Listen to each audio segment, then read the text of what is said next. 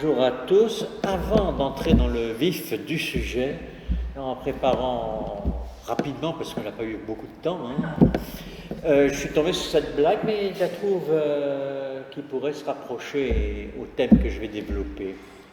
Vous savez que les pièces de monnaie, comme les billets, ont une durée de vie. Au bout d'un certain temps, on les élimine, on les recycle et on les détruit. Et donc, c'est ce qui est arrivé à une pièce de 50 centimes qui avait perdu complètement sa couleur dorée. Et d'origine, elle était crasseuse. Même en la trempant dans un verre de coca, on n'arriverait pas à en chasser la crasse.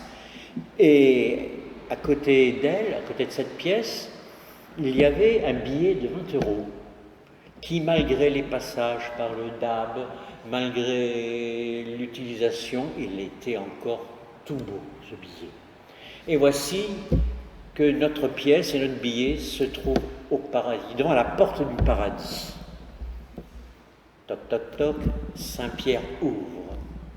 Ah, il les regarde, il voit la pièce, il dit « Entre !» et il referme la porte.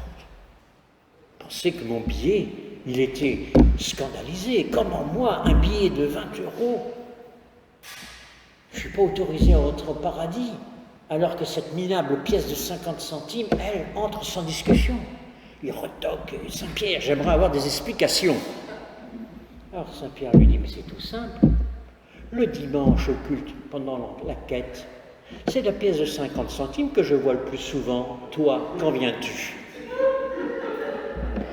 Et cela me fait penser à ce que nous disait notre ancien trésorier François de Vimes en fin d'exercice. Chaque année, cherchez bien, vous avez certainement un billet de 20 € qui traîne chez vous. Et les billets venaient et nous arrivions, grosso modo, à couvrir nos engagements. Alors, notre oublié de ce jour est encore une femme. C'est marrant, d'ailleurs, le nombre de ces personnages qui apparaissent un éclair, et ce sont le plus souvent des femmes.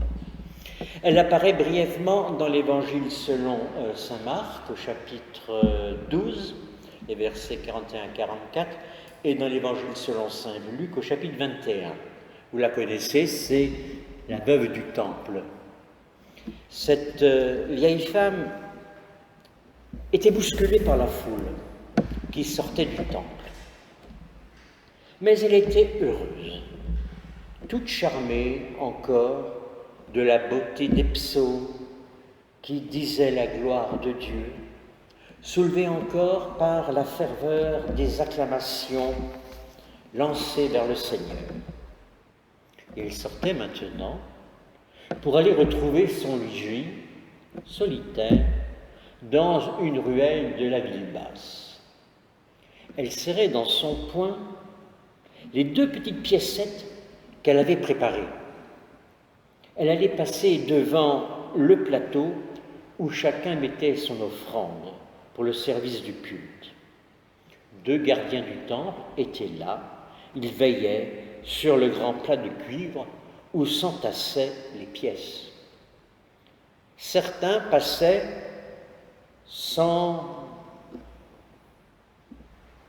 regarder, sans l'air complètement discret, et nous connaissons ça, si vous avez fait la quête pour la banque alimentaire, par exemple, vous donnez un sachet, il y a des gens qui arrivent à passer sans rien voir.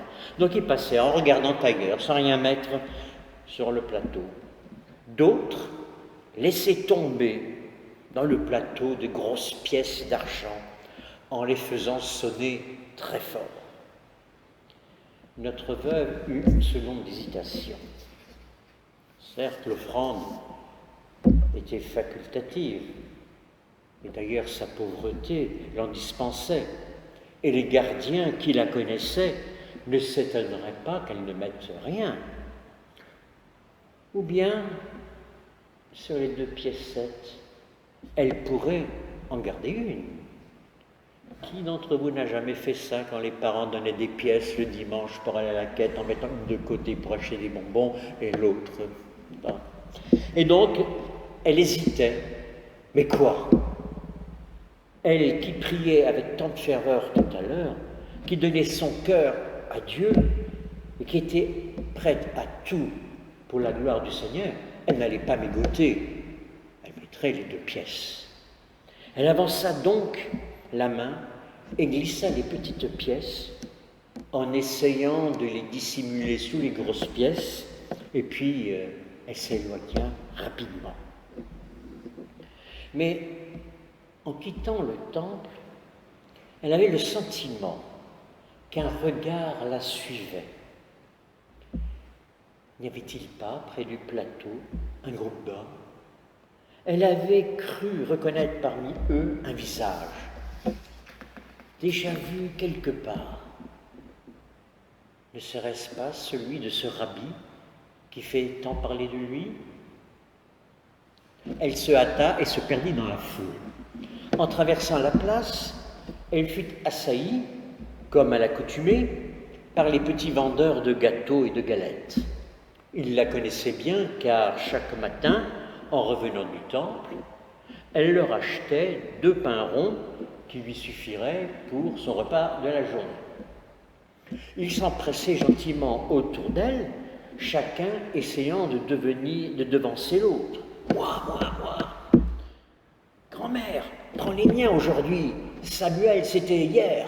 Moi, maintenant, c'est mon tour. » Et elle fait non de la tête. Elle fit non de la tête en leur souriant. Non, pas aujourd'hui. Et puis elle est entrée chez elle. Les piécettes qu'elle avait données au temple étaient les dernières. Ce n'est que demain que son fils lui apporterait la petite somme qui lui permettrait de vivre une semaine. Aujourd'hui, ce n'est pas bien grave. Pour un jour, on peut bien rester un jour sans manger. On n'en meurt pas. Et elle a vaqué à ses travaux ménagers, elle est allée chercher de l'eau à la fontaine. Ça, au moins, c'est gratuit. Comme l'air et le soleil que Dieu nous donne. Et aussi le chant des oiseaux.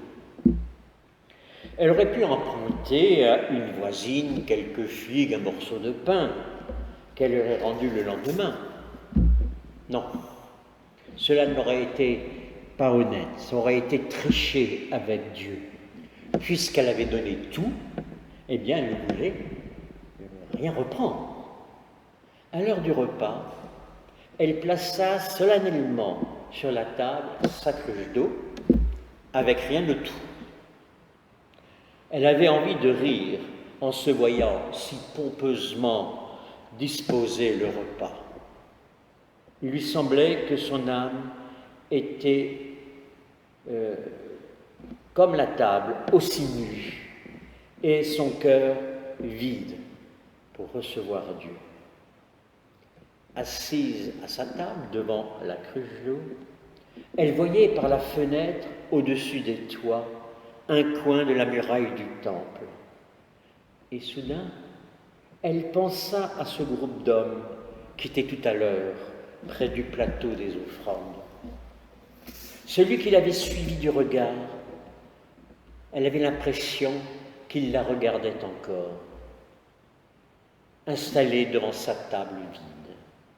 Il lui souriait, il avait l'air de lui dire « Celui qui vient à moi n'aura plus jamais faim, celui qui croit en moi n'aura plus jamais soif. » Alors, elle se sentit envahie d'une grande joie paisible.